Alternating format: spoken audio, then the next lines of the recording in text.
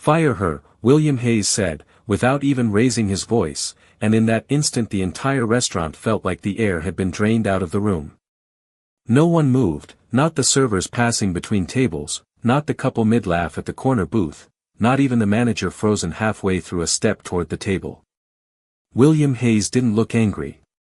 He didn't need to.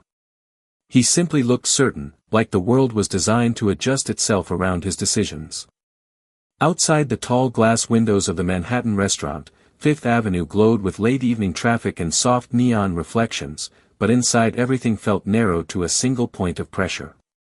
Olivia Bennet stood behind the service station holding a small notepad, her posture straight, her expression controlled, as if she had already learned long ago that reacting too quickly only gave other people more power over you. She didn't ask why. She didn't protest. She simply said, "You already tried that yesterday."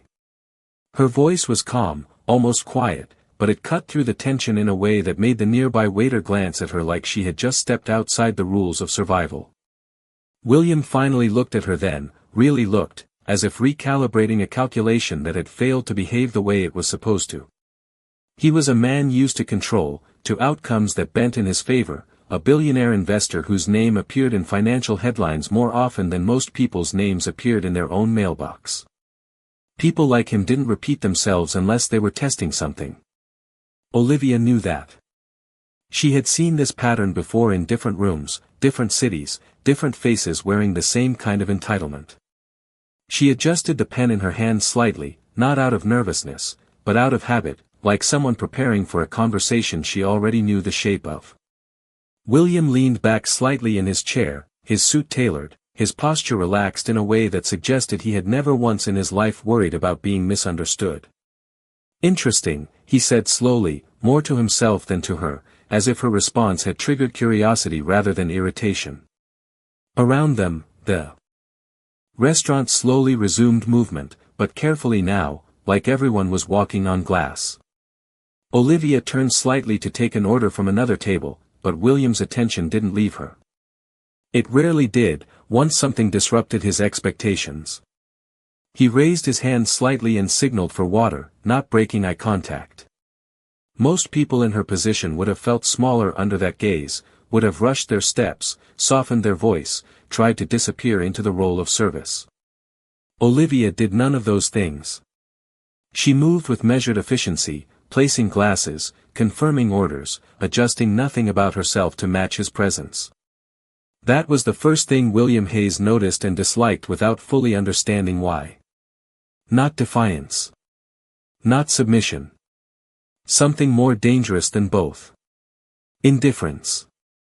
When she returned to his table, he tapped a folded document lightly against the marble surface, a financial report left open just enough to be visible, lines of numbers and projections that most people would glance at and immediately retreat from. "Tell me something," he said, watching her carefully now, "if you had to restructure that portfolio, where would you start?" It was not a question meant for a waitress. It was a probe, a quiet test disguised as arrogance, the kind he used when he wanted to measure the edges of people. Olivia glanced at the document for only a moment, no longer than a breath, then met his eyes again. There was no hesitation in her expression, only a steady focus that did not belong in a setting like this, at least not according to the rules William Hayes believed in. The room felt like it narrowed again, not from silence this time, but from anticipation. William had asked this question before to analysts, executives, partners who froze under pressure or overcompensated with rehearsed answers. He expected patterns. He expected hesitation. What he did not expect was calm. William Hayes kept his gaze locked on her, expecting the familiar rhythm of hesitation, the subtle scramble for safe answers that most people defaulted to when they realized they were being evaluated.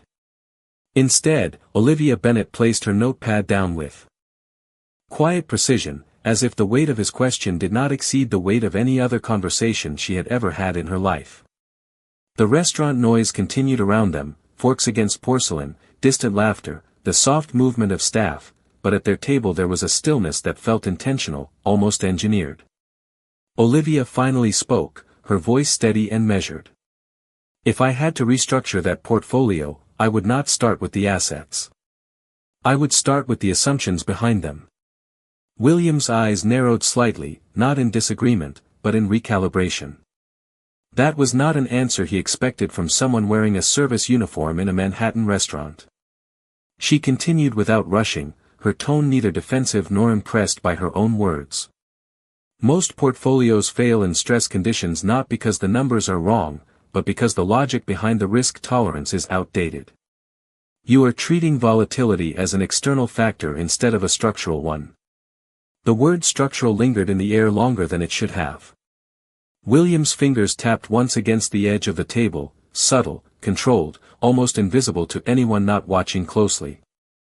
Olivia glanced briefly toward the open document on the table again, not for validation, but for alignment, as if she was mapping what she saw to something already stored in her mind. You are overexposed in sectors that behave like correlated assets under pressure, she added calmly. Which means your diversification is only visual, not functional. A nearby diner at another table paused mid-conversation, sensing nothing specific but reacting to the shift in tone at William's table, as if the atmosphere had become denser. William leaned forward slightly now, the first real movement of engagement replacing his earlier posture of passive control. You are saying my risk model is incorrect, he said, not as a challenge, but as confirmation of what he was hearing. Olivia did not flinch. I am saying your risk model is incomplete, she replied. There was a difference, and William understood it immediately. Incomplete meant something had been missed, not that everything was wrong. It meant there was a blind spot large enough to matter, but subtle enough to survive multiple layers of review. That distinction was the kind of thing his analysts spent weeks trying to find. He looked at her differently now, not as a waitress, not even as an anomaly, but as a variable that had not been accounted for. Continue, he said simply. One word, but it carried a shift in authority, not as command over her, but as acknowledgement that she had earned continuation. Olivia nodded once, as if she had already anticipated this response. You are optimizing for stability based on historical cycles that no longer exist in the same form. Interest rate sensitivity, for example, is being treated as linear across your holdings when in reality it behaves exponentially under liquidity contraction scenarios. William did not interrupt. That alone would have surprised anyone who knew him. Olivia's tone remained unchanged, calm, almost conversational, but every sentence tightened the space between them. If I were restructuring it, I would first reduce correlated exposure disguised as sector diversity. Then I would rebuild liquidity positioning not as cash allocation, but as strategic optionality. The difference is timing. Cash waits. Optionality moves. For a moment, the noise of the restaurant felt distant, as if the entire room had shifted without physically moving. William looked down at the document again, but not because he needed to verify what she was saying. It was because he was recalculating something internal. When he looked back up, his expression had changed in a way that most people never saw from him, not surprise exactly, but recognition that something unfamiliar had just entered his framework. Where did you learn to think like that? He asked quietly. Olivia paused for the first time since she began speaking. Not hesitation, but measurement. Then she answered, simply, some things are easier to see when you are not the one trying to win. The words landed without emphasis, but with weight. William did not respond immediately. Instead, he leaned back slightly, studying her again, as if the environment around him had subtly rearranged itself and he was now trying to identify what had moved. For the first time that evening, he did not look like a man testing someone else. He looked like a man trying to understand why he himself was being tested. William Hayes remained silent for a long moment, his eyes fixed on Olivia Bennet as if silence itself had become part of his method of evaluation. The restaurant continued to function around them, but the energy at their table had shifted into something heavier, more concentrated, like the air before a storm that people feel but cannot yet name. Olivia did not fill the silence. She simply waited, hands relaxed, posture steady, as if she had already decided that urgency belonged to other people. William finally spoke, his voice lower than before, more controlled, less performative. You are not just analyzing numbers, he said. It was not a question. Olivia nodded slightly. Numbers are just the surface. Behavior is what matters. That sentence changed something subtle in William's expression. It was not admiration yet, but it was no longer dismissal. It was attention without resistance. He leaned back slightly, one hand resting on the edge of the table, as if physically grounding himself in a conversation that had moved further than he intended. Behavior of markets or behavior of people, he asked. Olivia did not hesitate. They are the same thing when enough money is involved. The simplicity of her answer made it more powerful. William's gaze shifted briefly to the document again, then back to her, as if he was trying to determine whether she was repeating learned theory or speaking from lived understanding. That is a bold assumption for someone in your position, he said carefully. Olivia's expression did not change. Position does not determine accuracy, she replied. For the first time, William's mouth tightened slightly, not in irritation, but in concentration. Around them, a waiter approached with a tray, slowed briefly as he sensed the tension, then placed water glasses down and left without speaking. Olivia continued, her tone still calm, still even. Most financial models fail because they assume rational behavior under pressure. But people do not behave rationally when survival, ego, or control are involved. Neither do institutions. William studied her more closely now. There was something in her phrasing that did not belong to casual observation. It belonged to structured thinking, refined over time, tested under conditions that most people never experienced. You speak as if you have seen this firsthand, he said. Olivia paused just slightly longer this time, not because she was searching for words, but because she was deciding how much to reveal. I have seen enough to understand patterns, she said finally. William tilted his head slightly. And yet you work here. It was not judgment, but curiosity sharpened by contradiction. Olivia glanced briefly toward the dining room, where guests laughed softly under warm lighting, where everything looked orderly on the surface. Then she returned her attention to him. People assume visibility equals value, she said. That assumption is often wrong. William exhaled slowly through his nose, almost imperceptibly, as if processing layers of meaning rather than words alone. He looked at her again, and this time the evaluation felt different.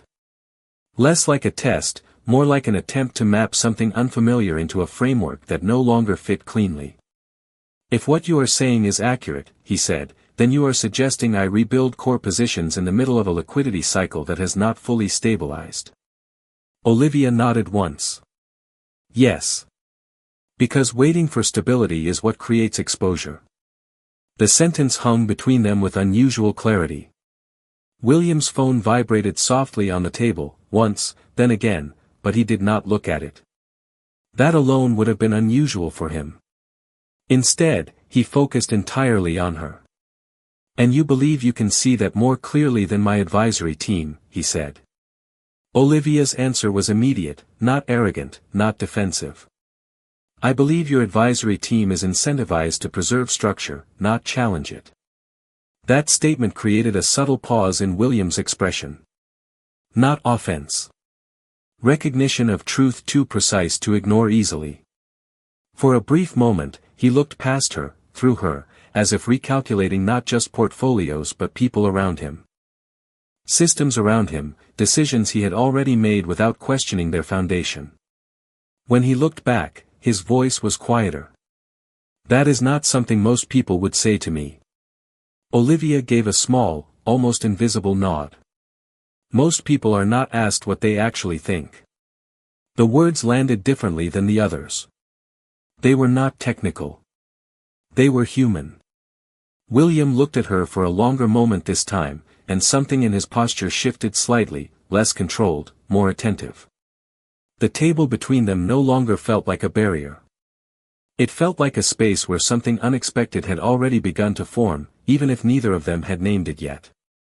The vibration of William Hayes's phone returned again, sharper this time, sliding slightly across the polished surface of the table before stopping near his glass of water. This time he did glance at it, briefly, not because the conversation had lost his attention, but because interruption was part of his instinctive control over every environment he entered. A name flashed on the screen, an executive from his internal advisory division, followed by a short message preview about market exposure alerts and recalibration urgency. He did not open it. Instead, he turned the phone face down, an action so small it would have gone unnoticed by most people, yet at his table it felt like a deliberate break in his usual rhythm. Olivia Bennet noticed it. She did not comment. She simply observed, as she had been doing since the beginning, with the quiet attention of someone who understood that people reveal more through interruptions than through words. William leaned forward slightly again, his voice steady but no longer purely interrogative. If I asked you to formalize what you just said into a structured recommendation, could you do it without access to my internal models? Olivia met his gaze without hesitation. Yes, she said simply. That single word carried no arrogance, no hesitation, no performance. It was stated like a fact about weather or time. William studied her for a moment longer, then reached into his jacket and pulled out a small folded document, placing it on the table between them. This is a simplified breakdown of our current exposure structure, he said. Not proprietary, but accurate enough for discussion. Olivia did not reach for it immediately. She waited, as if confirming that the gesture itself was intentional rather than impulsive. Then she unfolded it carefully, scanning it with the same quiet efficiency she had shown before. The restaurant noise seemed to fade again in perception, not reality, as attention narrowed back to their table. William watched her eyes as she read. Most people's eyes moved quickly over financial data without comprehension. Hers did not.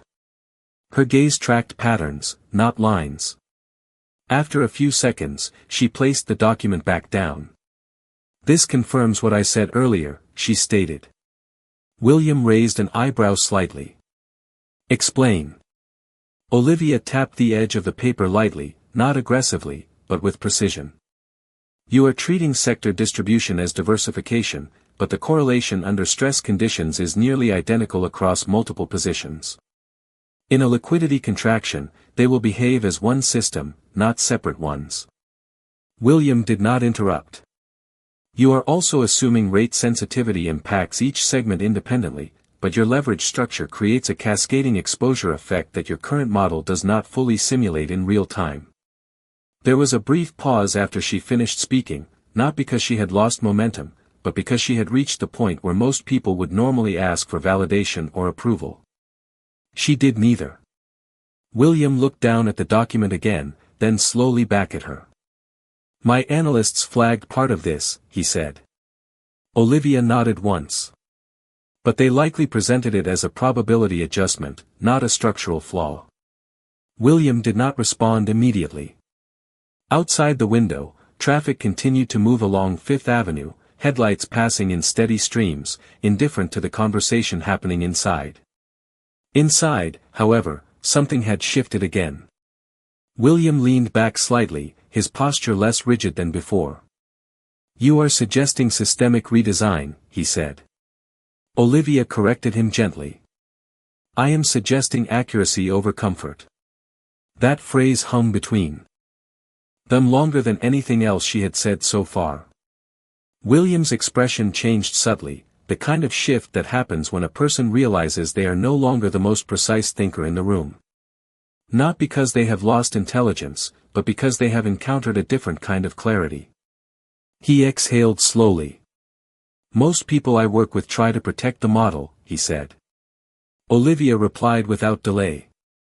Most people are paid to protect it. That line landed differently. Not as criticism, but as observation stripped of emotion. William looked at her again, and for the first time, there was something closer to reconsideration in his gaze. Not of her words, but of the assumptions he had brought into the room before she ever spoke.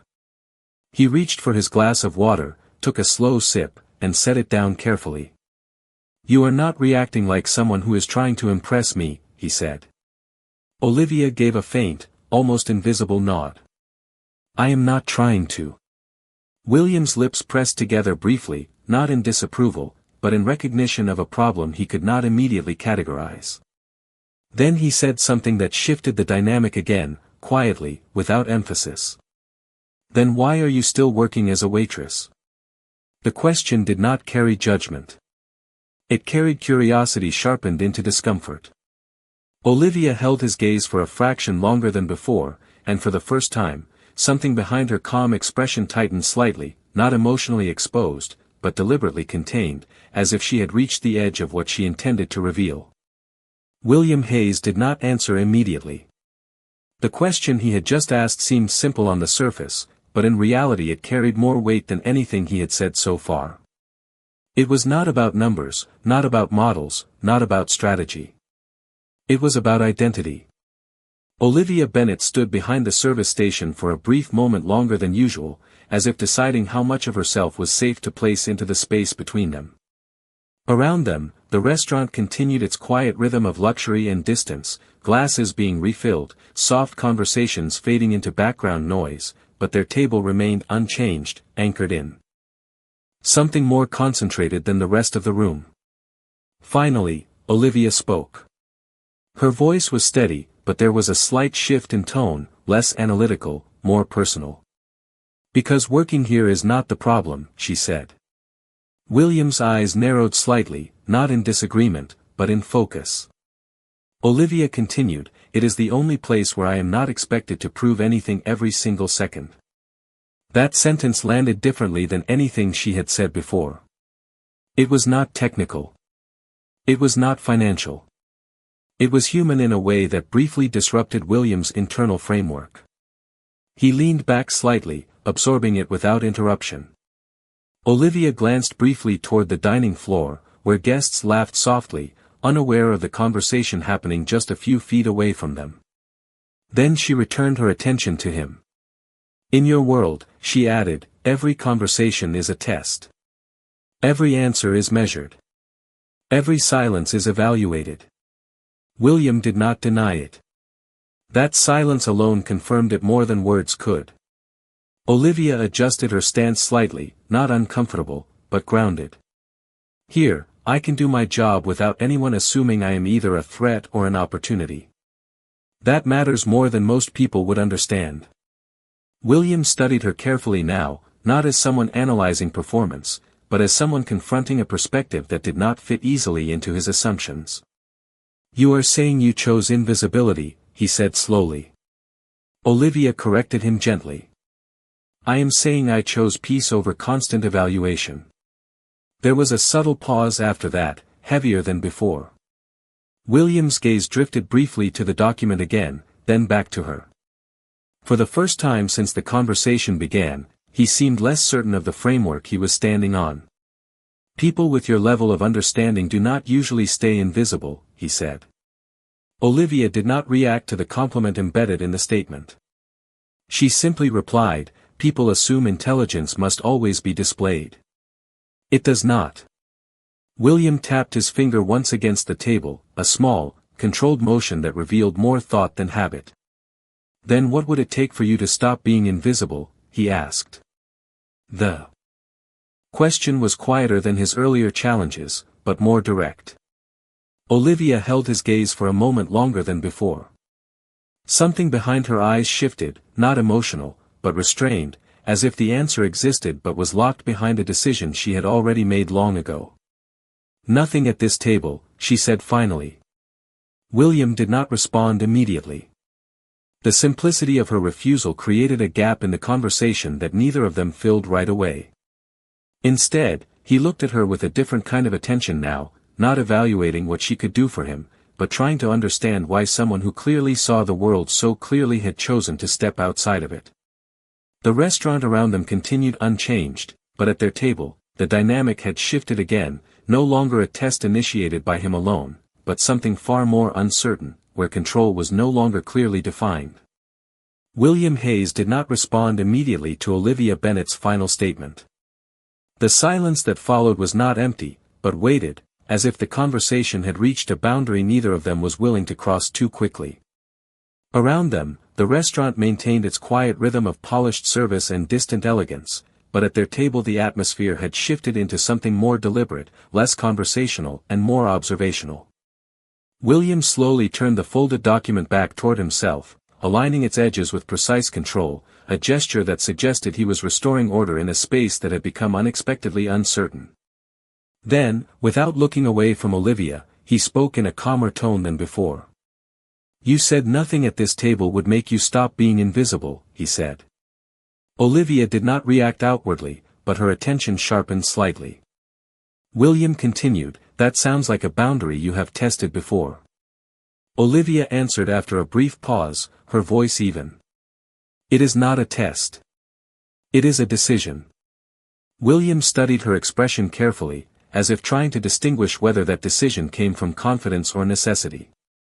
He leaned forward slightly again, but this time the movement carried less dominance and more intent. "Decisions can be changed when conditions change," he said. Olivia replied immediately, "Only if the conditions are understood correctly." That answer created another pause between them.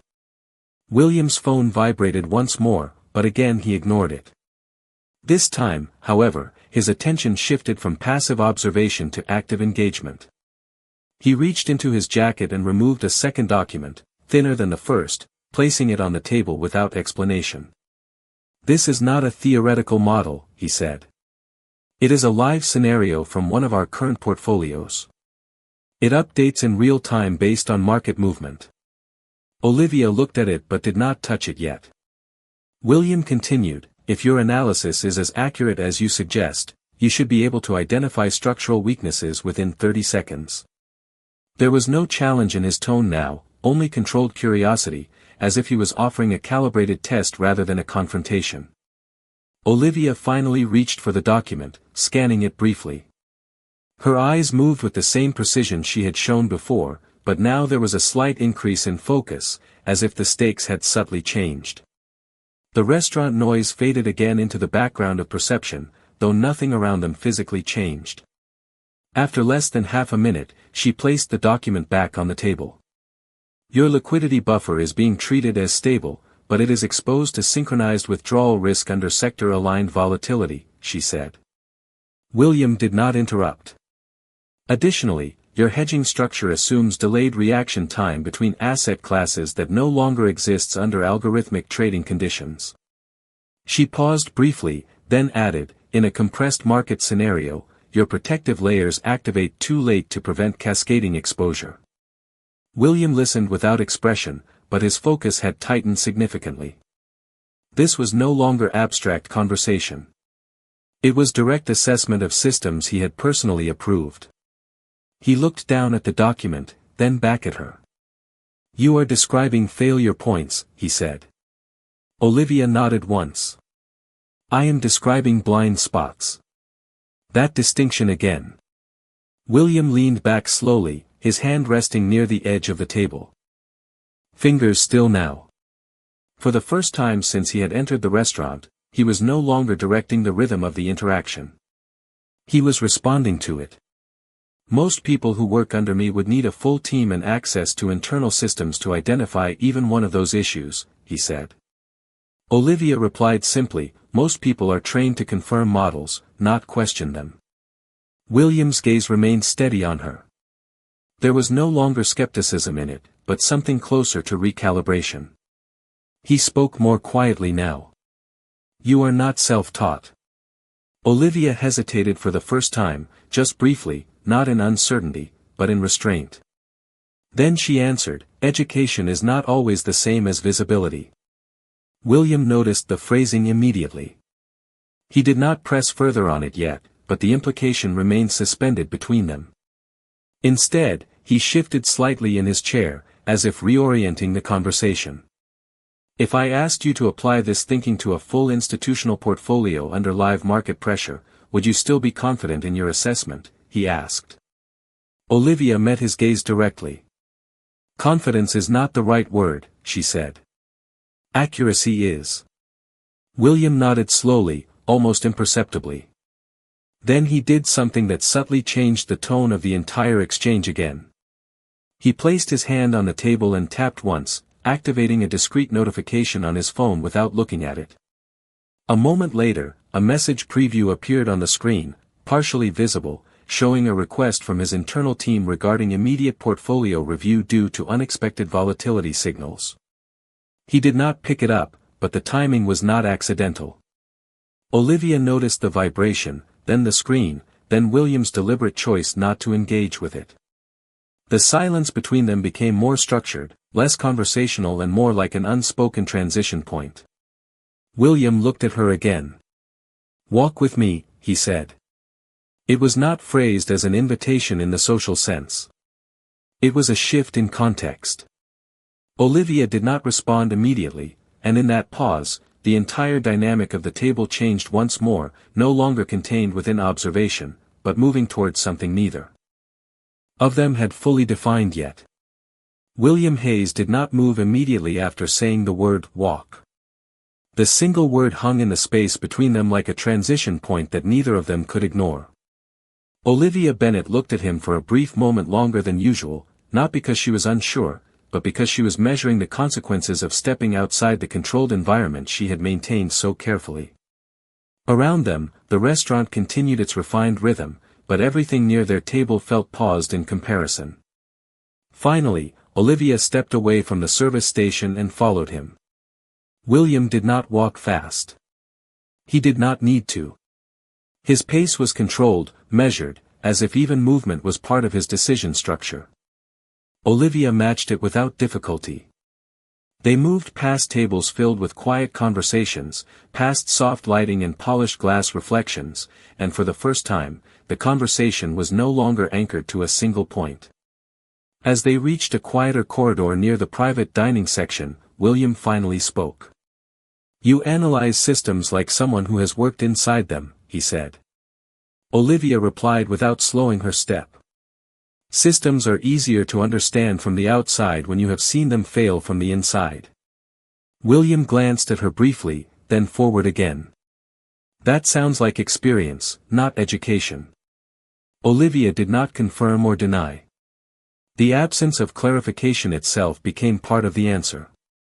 They reached a small observation space overlooking part of the restaurant floor, where the noise softened and the lighting became more neutral. William stopped there, turning slightly toward her. "You said earlier that most people are trained to confirm models," he said. "Tell me what you were trained to do." Olivia paused, her gaze moving briefly across the room below before returning to him. "I was trained to identify inconsistencies," she said. William studied her carefully. "In what field?" Olivia did not answer immediately. The silence stretched just long enough to suggest that the answer carried weight beyond a simple label. Then she said, "Economics, behavioral systems, and applied risk modeling."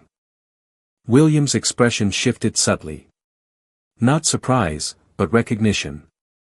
That combination was not common in entry-level or surface-level education. He turned slightly, leaning one hand against the edge of a nearby counter. "Where did you study?" he asked. Olivia's eyes held steady for a moment longer than before. "Harvard," she said simply. The word did not come with emphasis or pride. It came as fact, controlled and contained. William did not react immediately, but something in his posture adjusted almost imperceptibly, as if the information had restructured his assumptions mid-thought. He looked back toward the restaurant floor for a brief moment, then returned his attention to her. "And yet you are working here," he said quietly. Olivia replied, "That is not a contradiction." William's eyes narrowed slightly, not in disbelief, but in deeper evaluation. "It usually is," he said. Olivia nodded once. "Only if you assume career paths are linear." William was silent again. The space between them felt different now, no longer a test, but a reclassification of understanding. He turned back toward her. "Why leave that environment?" he asked. Olivia's expression tightened slightly, not emotionally, but structurally, as if she had reached the boundary of what she intended to expose. "Because environments like that reward visibility more than accuracy," she said. William studied her for a long moment. And you value accuracy over visibility, he said. Olivia replied simply, yes. William looked away briefly, processing the implications. When he spoke again, his voice was lower. People like you do not usually disappear into roles like this, he said.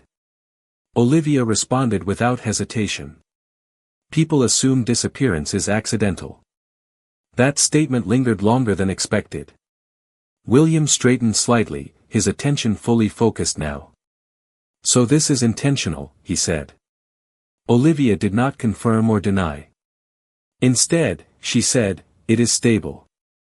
The word stable carried a different meaning than William was used to hearing in that context. It was not financial. It was personal. He looked at her more closely now, and for the first time since meeting her, his expression carried something closer to reconsideration than evaluation. If stability requires hiding what you can do, he said slowly, then what happens when someone forces it into the open? Olivia met his gaze directly. Then you find out what was real and what was performance, she said. William did not respond immediately. In the distance, his phone vibrated again, but he still did not reach for it. Instead, he remained focused on her, as if the larger systems he controlled outside the restaurant had temporarily become secondary to the single anomaly standing in front of him. The quiet between them expanded, not uncomfortable, but unresolved, as both of them stood at the edge of a decision neither had fully spoken yet. William Hayes remained still for a moment after Olivia Bennett's last words, as if the weight of her statement had created a temporary pause in his usual decision-making process. The private corridor outside the main dining area felt quieter now, not because the restaurant had changed, but because their conversation had shifted away from anything that belonged to the surrounding environment. Olivia stood a few feet away from him, maintaining the same composed posture she had held since the beginning, but there was a subtle difference now. The distance between them no longer felt like hierarchy. It felt like observation on both sides. William finally spoke, his voice controlled but more measured than before. If what you are saying is true, he said, then you are not just observing systems. You are anticipating behavior inside them. Olivia replied without hesitation. That is the only way systems become predictable. William studied her carefully again. Predictability in markets is not stable, he said. Olivia nodded slightly. Only if you assume markets are the only system being influenced. That sentence shifted the air between them again. William's expression tightened slightly, not in resistance, but in recalculation. He turned his body slightly toward her, giving her his full attention now. You are implying external behavior drives internal structure, he said. Olivia answered simply. It always does. William paused, then looked briefly toward the main floor of the restaurant below them, where nothing appeared unusual to anyone else. But in his perspective, something had already changed. He returned his attention to her. Most analysts would not phrase it that way, he said. Olivia responded calmly, most analysts are trained to describe outcomes, not causes. William did not respond immediately. The distinction was precise enough to register as meaningful rather than theoretical. He shifted his stance slightly, his hand resting on the edge of the counter beside him. Harvard teaches both, he said. Olivia met his gaze. Not equally. That answer created a longer silence. William observed her for several seconds without speaking, then said, You are aware that what you are describing has direct implications on institutional forecasting models. Olivia nodded once. Yes. William's eyes narrowed slightly, not in suspicion, but in deeper focus. And you are comfortable stating that in this environment, he asked. Olivia replied without change in tone, This environment is irrelevant to accuracy. That answer carried a finality that stopped further questioning for a brief moment. William exhaled slowly, then looked away toward the city visible through a narrow window at the end of the corridor. The lights of Manhattan stretched outward, steady and distant. When he spoke again, his voice had lowered further. Most people who reach your level of understanding either build firms or advise them, he said. Olivia responded, most people assume those are the only two options. William turned back toward her. What is your option? He asked. Olivia hesitated for the first time in a noticeable way, not from uncertainty, but from restraint. The pause was small, but it changed the tone of the exchange. When she finally spoke, her voice remained controlled. To remain outside systems that rely on perception instead of structure, she said. William studied her more closely now. That sounds like withdrawal, he said. Olivia corrected him gently. That sounds like control. William did not respond immediately. Instead, he watched her with a level of attention that no longer resembled evaluation in a professional sense. It resembled recognition of something that did not fit into his expected categories. After a moment, he spoke again. You understand that complete separation is not sustainable, he said. Olivia replied, sustainability depends on what you are trying to preserve. That sentence created another silence. William slowly stepped closer to the edge of the corridor, closer to her than before, though still maintaining distance. And what are you preserving? He asked. Olivia looked at him directly. Clarity. William held her gaze for a long moment. The conversation had moved beyond finance, beyond modeling, beyond even the original test he had initiated earlier in the evening. What remained was something more undefined, where neither authority nor silence held clear advantage. Finally, William spoke in a quieter tone. Clarity is rare in my world, he said. Olivia responded simply, it is rare in most worlds. The statement hung between them as the sounds of the restaurant continued below, distant and unchanged, while at the edge of the corridor, the dynamic between them had shifted into something neither had fully named, but both now understood was no longer purely professional. The silence in the corridor between William Hayes and Olivia Bennett did not feel empty anymore. It felt final, like a line had been drawn without either of them announcing it. Below them, the restaurant continued its controlled elegance, glasses reflecting soft light, conversations flowing in measured tones, but up here everything had slowed into something more deliberate. William finally broke the silence first, his voice lower than before, stripped of the earlier testing tone. You said clarity is rare, he said. Olivia nodded slightly. It is. William studied her for a moment longer, then asked, and what happens when clarity reveals something you cannot ignore? Olivia did not answer immediately. Her gaze remained steady, but there was a subtle stillness in her expression now, as if the question had moved closer to something personal. After a brief pause, she said, then you decide what matters more. Comfort or truth? William did not respond right away. Instead, he looked past her. Toward the city lights again, the Manhattan skyline stretching beyond the window like a system always in motion, always recalculating itself.